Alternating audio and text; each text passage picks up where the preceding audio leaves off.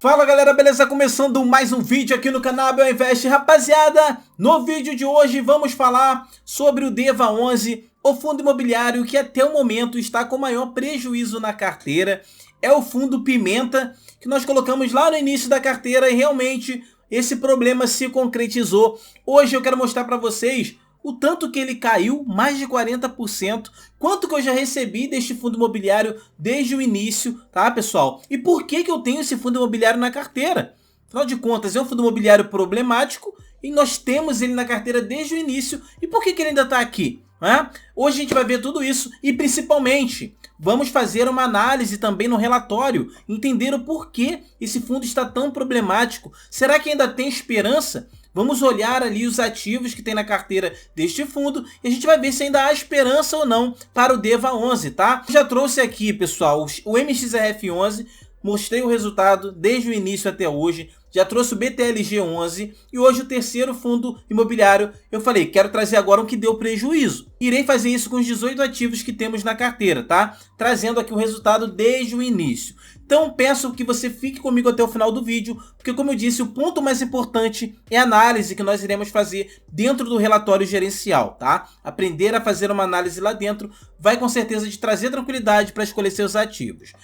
Para contextualizar, vamos primeiro entender, Abel, por que você tem o DEVA11 na carteira, um fundo imobiliário que realmente é tão problemático, né? Por que ele está aqui? No momento, nós temos o total de 18 ativos, essa é a quantidade que nós temos na carteira, não é? Quando a gente começou aqui o projeto, lá em 2022, aqui no canal, que foi o projeto da carteira aberta, buscando chegar no primeiro milhão em fundos imobiliários nessa carteira, esse foi o projeto lá no início. Nós tínhamos ali na época, acredito que uns 8 fundos imobiliários, tá pessoal? Quando a gente começou. E a gente colocou ali a base da carteira, fundos imobiliários seguros, fundos imobiliários com bom tempo de mercado, né? Fundos imobiliários que traziam segurança. Porém, fizemos a experiência de colocar pelo menos 2 ativos na carteira, 2 pimentinhas, né? 2 pimentas que pagassem um bom dividendo. A primeira pimenta, então, que a gente decidiu colocar na carteira foi o DEVA11. Tinha na época também muito hypado o HCTR11. Gente, eram outros tempos, tá? Naquela época, DEVA, HCTR11 estavam indo bem, estavam pagando um excelente dividendo, porém nós sabíamos que eram pimentas, né? Se tratava de fundos imobiliários com risco, igual a gente vai ver lá dentro do relatório. Então esse foi o contexto para o DEVA11 estar na nossa carteira. Depois nós fomos aumentando ali, comprando mais fundos imobiliários, não giramos a nossa carteira, né? Somente um fundo imobiliário saiu daqui, que foi o BETAL11. O restante continua aqui desde o início, então temos mais de 2 anos aí com os mesmos fundos imobiliários, só foram chegando novos, tá? O segundo fundo imobiliário pimenta da carteira que nós colocamos foi o IRDM, certo? E a gente vai fazer depois também uma análise de resultado do IRDM. É o fundo mais arriscado ali, né? Não chega a ser um high yield, mas tem um pouquinho de risco. O DEVA realmente é o high yield, é o fundo que entregava um dividendo alto com maior risco. Tá? Então contextualizamos aqui, entendemos por que ele está na carteira.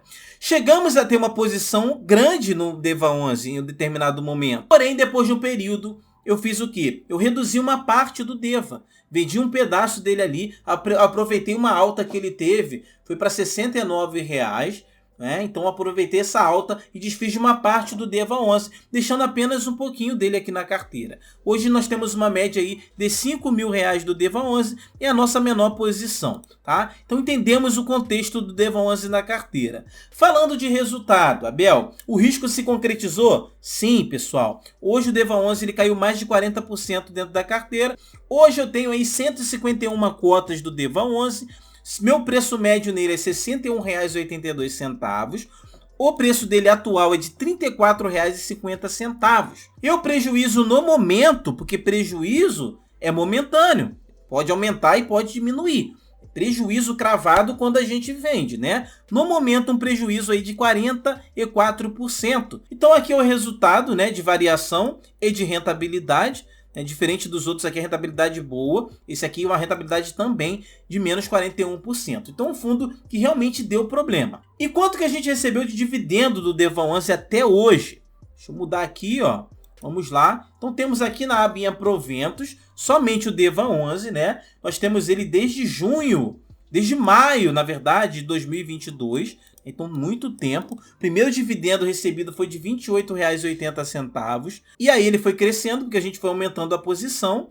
E ele pagava muito dividendo. Veja que eu cheguei a receber aqui em 2023 R$ 190,84. Então, realmente era um dividendo muito alto. Depois ele pagou menos, olha só. Foi pagando menos aqui. E o ápice de dividendo que eu recebi em um mês foi em fevereiro, R$ 227,54. Aqui foi um dividendo realmente muito alto, né? Quando ele pagou esse dividendo alto pra caramba, o que aconteceu? Ele entregou um dividendo maior, o pessoal começou a comprar de novo o DEVA, ele começou a subir.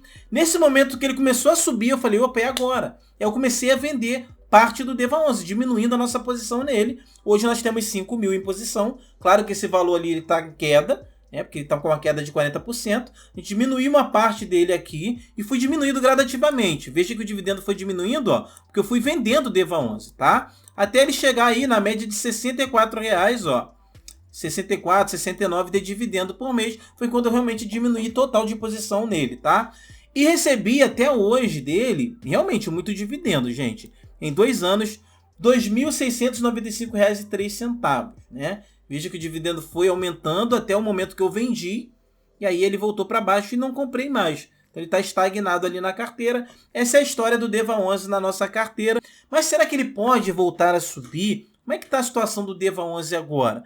Vamos olhar para o relatório gerencial dele. Esse relatório que a gente vai olhar agora é um relatório de agosto a setembro, né? Foi o último relatório dele, tá? Abel, como que eu consigo ver o relatório de um fundo imobiliário? Muita gente perguntou isso. Você vem aqui no Investidor 10, você vai pegar o nome de baixo dele aqui, ó, que é o nome real do ativo, dá um Ctrl C.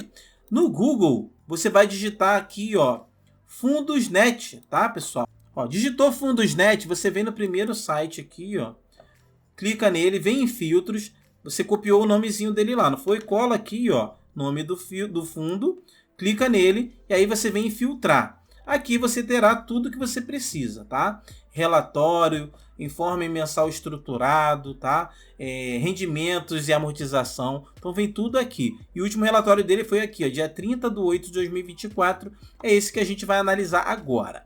Então dentro do relatório já, pessoal, vamos aqui, ó, fazer uma pequena análise, vamos entender, né? Começamos aqui destaques, né? Onde ele destaca aqui quanto que ele entregou por cota, dividend yield, né, que ele entregou nesse período aí 130% do CDI, tá? Rendimento bruto, se você for colocar ali 153% do CDI. Então, realmente, abre os olhos quando você começa a ver isso aqui. Porém, toda essa conta, esse dividendo de mais de 1%, tudo isso aqui é em cima da cotação atual, que está R$ 39,85.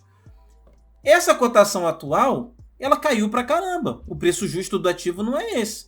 Olha só. Aqui já tá menos, né? Porque ali o relatório é antigo, R$ 34,50. Só que o preço justo do ativo é esse aqui, ó, R$ 99,48. Então parece ser muito atrativo quando você faz essa conta, né? Em cima do valor atual da cota. Mas se você fizer essa conta em cima do valor justo da cota, não vai ter esse retorno todo aqui. Então você já está comprando algo defasado, né? Então quem está comprando agora realmente vai receber o dividendo alto, com um preço médio bem baixinho. Mas será que realmente vale a pena? Como é que está a saúde do fundo? É isso que a gente vai ver agora, certo? Aqui nós temos um pouco dos resultados do fundo imobiliário. Aqui é o comentário do gestor, tá? Isso aqui é importante ler. Lembrando que sempre que você começar a ler um relatório, sempre lê esse comentário do gestor, que é a parte mais importante, né? Ele está falando ali dos resultados do ativo. Aqui, demonstração de resultados, pessoal. Nós vimos isso no BTLG11, no MXRF11. Aqui é onde entra o dinheiro. Quanto que está entrando, quanto que está saindo, tá? Então vamos entender um pouquinho isso aqui rapidamente. Ó, juros. Ó, receita total aqui em cima juros. Mais de 4 milhões em agosto. Correção monetária. O que seria os juros e a correção monetária? Um fundo, ele quando ele investe, por exemplo, em um ativo, olha aqui, ó. O que ele fez aqui, ó? Ele vai receber 14% de juros, né? Mais o IGPM, que é um índice. Esse índice poderia ser IPCA ou CDI, tá? Ou IGPM. Então ele recebe 14% de juros, né? Mais a correção monetária, que é o IGPM aqui, ó. E aí você vê aqui o retorno dos últimos 12 meses. Ó, GPM foi de 4,2% nos últimos 12 meses. Então esse é o retorno desse índice aqui. O CDI já foi de 11%, IPCA de 4%. Tá? Então aqui você vai ver os juros e a correção monetária, que no caso do DEVA11 aqui, na sua grande maioria, é o IPCA, certo?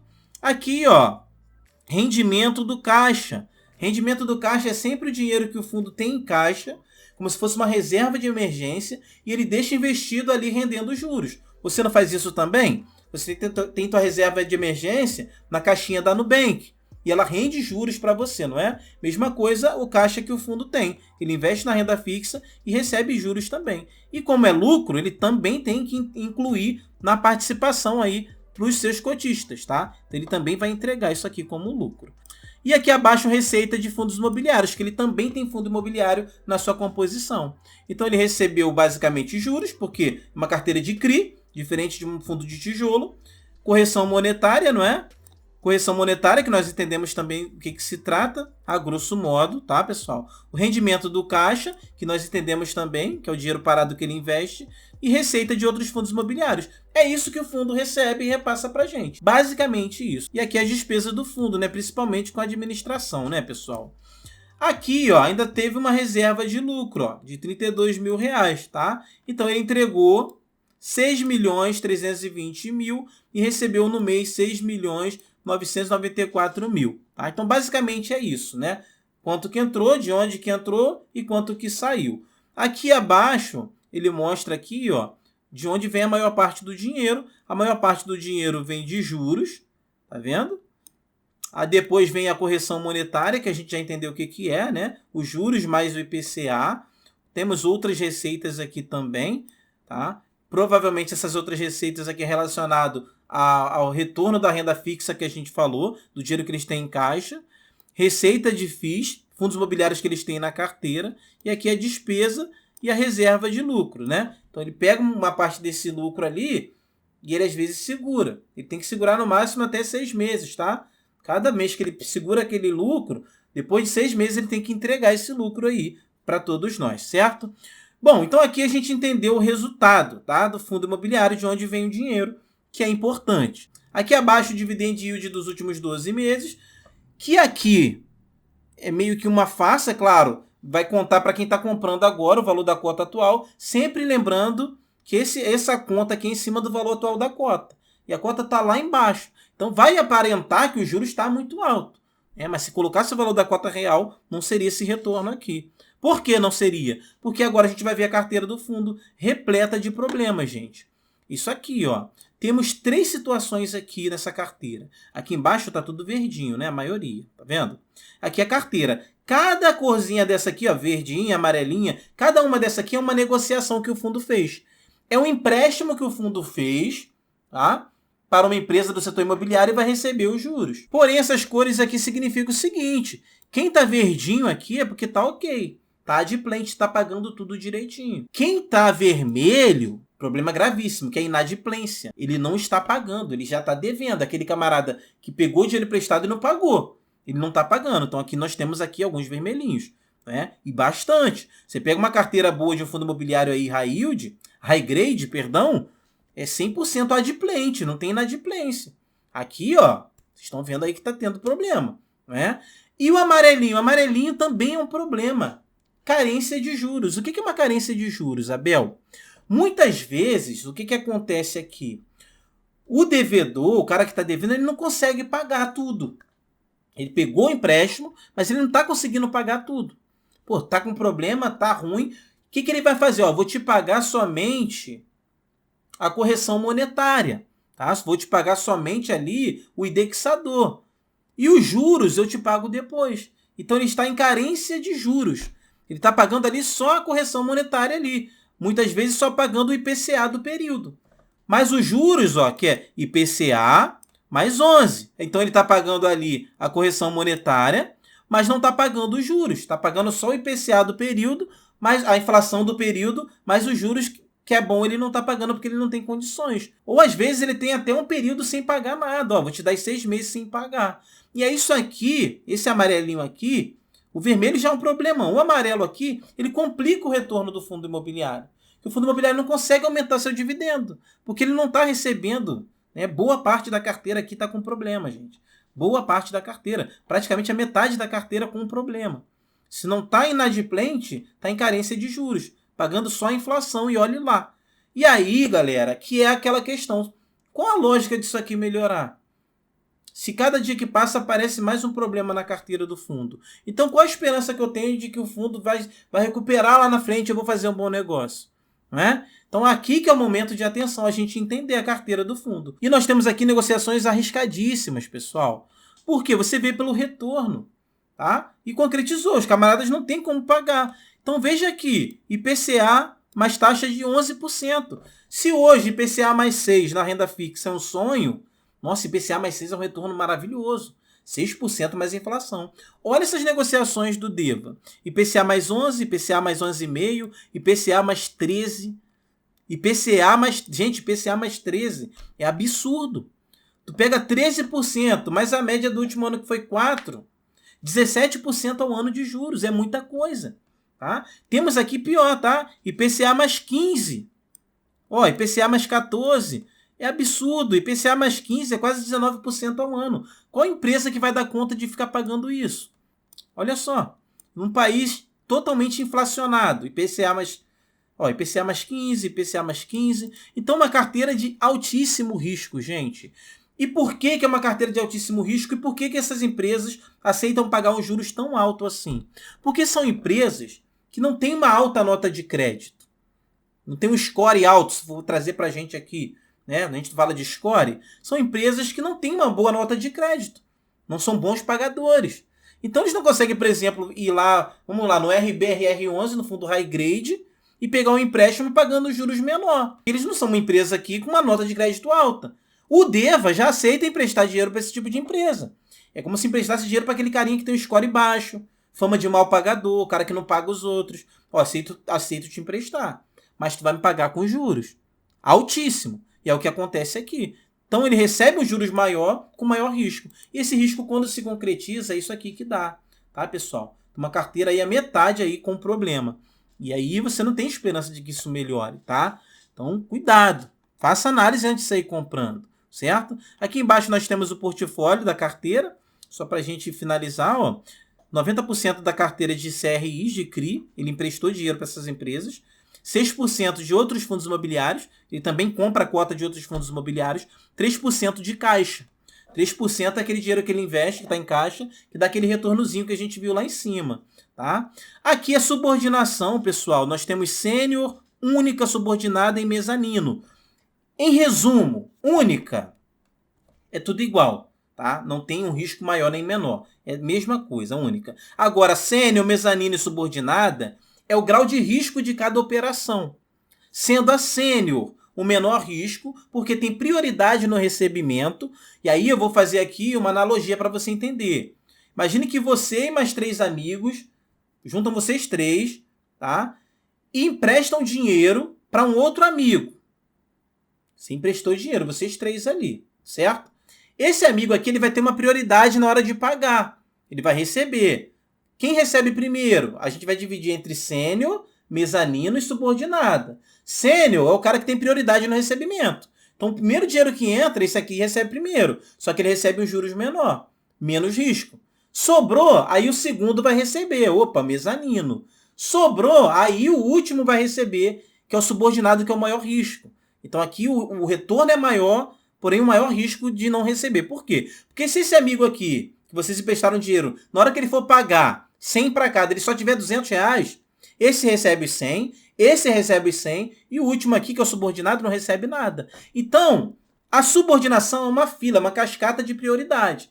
Tá? Então, nesse ponto aqui até está interessante, que a maior operação está em sênior. Ele tem prioridade no recebimento, nos CRIs que ele tem na carteira. Tá?